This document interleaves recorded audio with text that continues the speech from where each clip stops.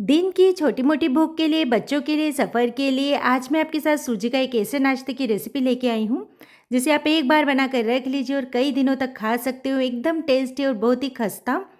तो एक बार तो ट्राई करना इसे बनता ही है। तो मैं वर्षा भावसार रसोई घर में आप सभी का स्वागत है। तो चलिए फ्रेंड्स, इस मज़ेदार सी रेसिपी को बनाना शुरू करते हैं। लेकिन छोटी सी रिक्वेस्ट है, अगर आज की ये वीडियो पसंद आए तो प्लीज़ एक लाइक ज़रूर से कीजिए।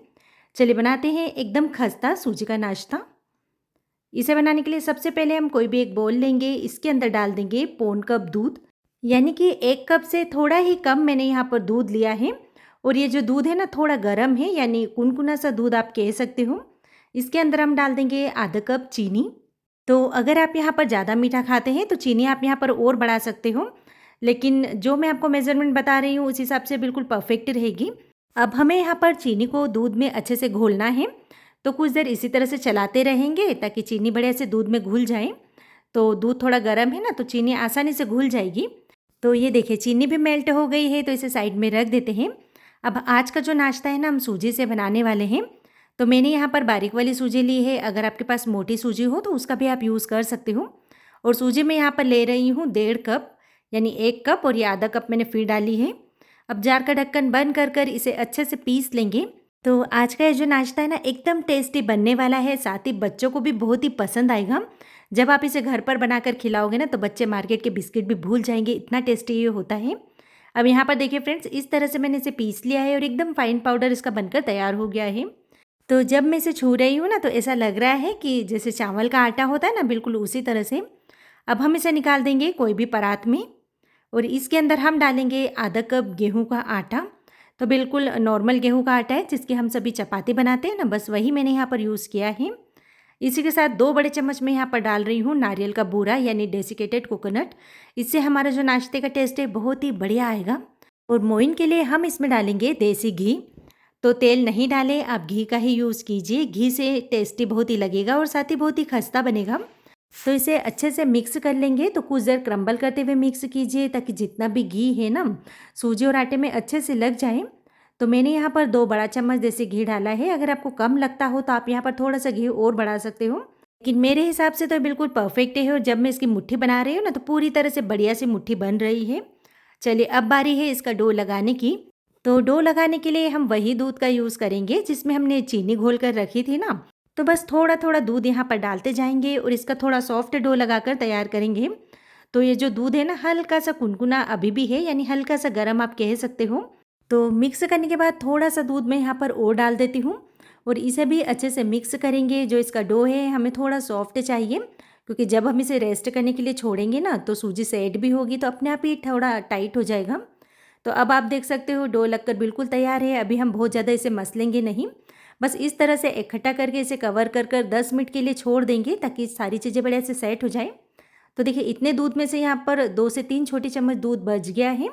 आप चाहें तो यहाँ पर थोड़ी सी दूध की मात्रा कम कर सकते हो, या फिर इसका यूज़ आप चाय वगैरह बनाने में कर लीजिए। तो देखिए थोड़ा समय हो गया है और सूजी भी बढ़िया से फूल गई है, और इस तरह से डो हमारा थोड़ा सा टाइट हो गया है। चलिए अभी हम यहाँ पर कुछ ड्राई फ्रूट्स डाल देते हैं, जैसे कूटे हुए काजू, कूटे हुए बादाम, और इसी के साथ मैं यहाँ पर 2 चम्मच तिल डाल रही हूँ। अब इन्हें भी एक बार अच्छे से मिक्स कर लेते हैं। तो आप चाहें तो वैसे यहाँ पर इलायची पाउडर वगैरह भी डाल सकते हो, अगर आपको इलायची का फ्लेवर पसंद है तो। लेकिन मुझे तो इस तरह की चीज़ों में इलायची पाउडर पसंद नहीं आता है, इसलिए मैं यहाँ पर नहीं डाल रही हूँ।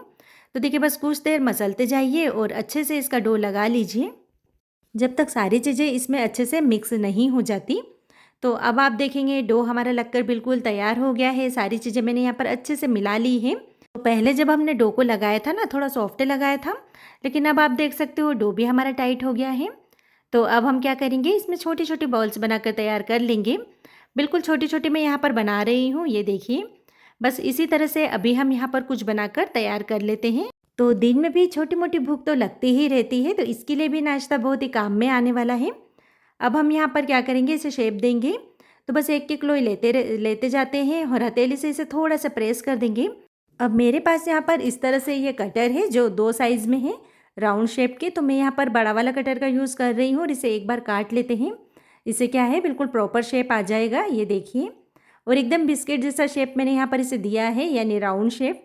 वैसे आपके ऊपर है, और कोई भी शेप आप देना चाहें तो दे सकते हो। तो देखिए बिना बेले हम इस नाश्ते को बना रहे हैं और फटाफट से नाश्ता इस तरह से बनकर तैयार हो जाएगा। तो देखिए अभी मैंने यहाँ पर कुछ बनाकर रख लिए हैं, पहले इन्हें फ्राई कर कर लेते हैं। क्योंकि इन्हें फ्राई करने में थोड़ा समय लगता है, तो जैसे-जैसे ये फ्राई होते जाएँगे हम यहाँ पर और भी बनाते जाएँगे। तो इसके लिए तेल हमें यहाँ पर बिल्कुल हल्का-सा गरम करना है और एक बार कढ़ाई में जितने आसानी से आ जाते हैं बस उतने ही हम यहाँ पर डालेंगे।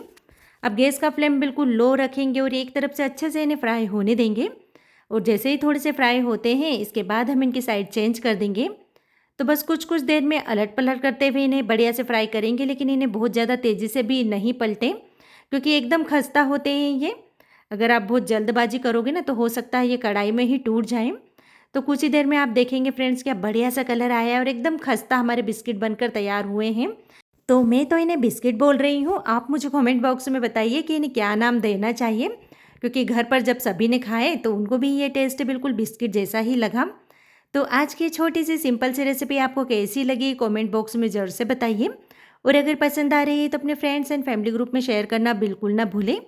तो मिलते हैं एक नई रेसिपी के साथ।